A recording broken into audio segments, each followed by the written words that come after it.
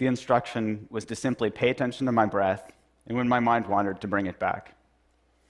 Sounded simple enough, yet I'd sit on these silent retreats, sweating through t-shirts in the middle of winter. I'd take naps every chance I got because it was really hard work. Actually, it was exhausting. The instruction was simple enough, but I was missing something really important. So why is it so hard to pay attention? Well, studies show that even when we're really trying to pay attention to something, like maybe this talk, at some point about half of us will drift off into a daydream or have this urge to check our Twitter feed. So what's going on here? It turns out that we're fighting one of the most evolutionarily conserved learning processes currently known in science, one that's conserved back to the most basic nervous systems known to man. This reward-based learning process is called positive and negative reinforcement, and basically goes like this. We see some food that looks good. Our brain says, calories, survival. We eat the food, we taste it tastes good. And especially with sugar, our body sends a signal to our brain that says, remember what you're eating and where you found it. We lay down this context-dependent memory and learn to repeat the process next time. See food, eat food, feel good, repeat. Trigger, behavior, reward. Simple, right? Well, after a while, our creative brains say, you know what? You can use this for more than just remembering where food is. Next time you feel bad, why don't you try eating something good so you'll feel better? We thank our brains for the great idea. Try this and quickly learn that if we eat chocolate or ice cream when we're mad or sad, we feel better. Same process, just a different trigger. Instead of this hunger signal coming from our stomach, this emotional signal, feeling sad, triggers that urge to eat. Maybe in our teenage years, we were a nerd at school, and we see those rebel kids outside smoking, we think, hey, I want to be cool, so we start smoking. The Marlboro Man wasn't a dork, and that was no accident. See cool, smoke to be cool, feel good. Repeat. Trigger, behavior, reward. And each time we do this, we learn to repeat the process, and it becomes a habit. So later, feeling stressed out triggers that urge to smoke a cigarette or to eat something sweet. Now with these same brain processes, we've gone from learning to survive to literally killing ourselves with these habits. Obesity and smoking are among the leading preventable causes of morbidity and mortality in the world. So back to my breath. What if instead of fighting our brains or trying to force ourselves to pay attention, we instead tapped into this natural reward-based learning process, but added a twist? What if instead we just got really curious about what was happening in our momentary experience? I'll give you an example. In my lab, we studied whether mindfulness training could help people quit smoking. Now, just like trying to force myself to pay attention to my breath, they could try to force themselves to quit smoking. And the majority of them had tried this before and failed, on average 6 times. Now, with mindfulness training, we dropped the bit about forcing and instead focused on being curious. In fact, we even told them to smoke. What? Yeah, we said, go ahead and smoke. Just be really curious about what it's like when you do. And what did they notice? Well, here's an example from one of our smokers. She said, mindful smoking smells like stinky cheese and tastes like chemicals. Yuck. Now, she knew cognitively that smoking was bad for her. That's why she joined our program. What she discovered just by being curiously aware when she smoked was that smoking tastes like shit. Now, she moved from knowledge to wisdom. She moved from knowing in her head that smoking was bad for her to knowing it in her bones. And this spell of smoking was broken. She started to become disenchanted with her behavior.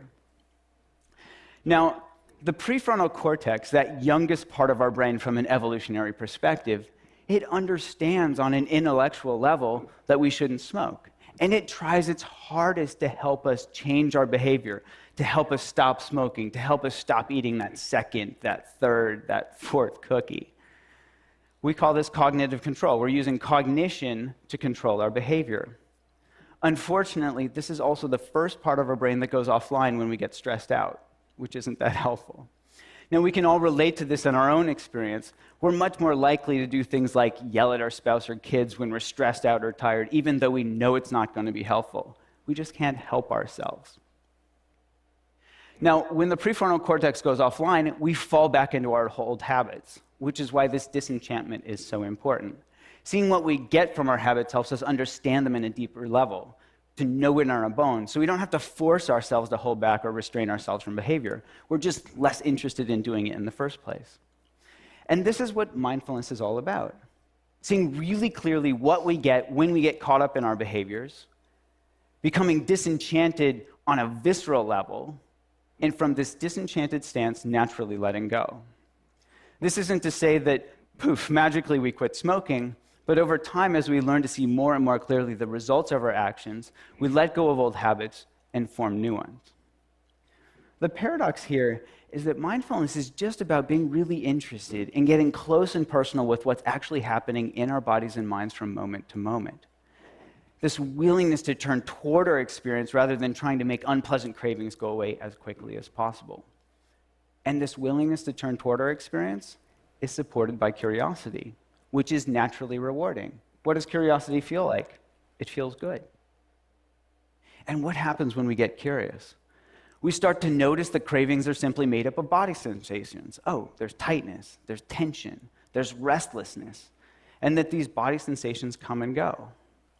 These are bite-sized pieces of experiences that we can manage from moment to moment, rather than getting clobbered by this huge, scary craving that we choke on. In other words, when we get curious, we step out of our old fear-based reactive habit patterns and we step into being. We become this inner scientist where we're eagerly awaiting that next data point. Now, this might sound too simplistic to affect behavior, but in one study we found that mindfulness training was twice as good as gold standard therapy at helping people quit smoking. So it actually works. And when we studied the brains of experienced meditators, we found that parts of a neural network of self-referential processing called the default mode network were at play. Now, one current hypothesis is that a region of this network called the posterior cingulate cortex is activated not necessarily by craving itself, but when we get caught up in it, when we get sucked in and it takes us for a ride. In contrast, when we let go, step out of the process just by being curiously aware of what's happening, this same brain region quiets down. Now we're testing app and online-based mindfulness training programs that target these core mechanisms, and ironically, use the same technology that's driving us to distraction to help us step out of our unhealthy habit patterns of smoking, of stress eating, and other addictive behaviors. Now, remember that bit about context-dependent memory? We can deliver these tools to people's fingertips in the contexts that matter most, so we can help them tap into their inherent capacity to be curiously aware right when that urge to smoke or stress eat or whatever arises. So if you don't smoke or stress eat, maybe the next time you feel this urge to check your email when you're bored or you're trying to distract yourself from work, or maybe to compulsively respond to that text message when you're driving, see if you can tap into this natural capacity. Just be curiously aware of what's happening in your body and mind in that moment. It will just be another chance to perpetuate one of our endless and exhaustive habit loops.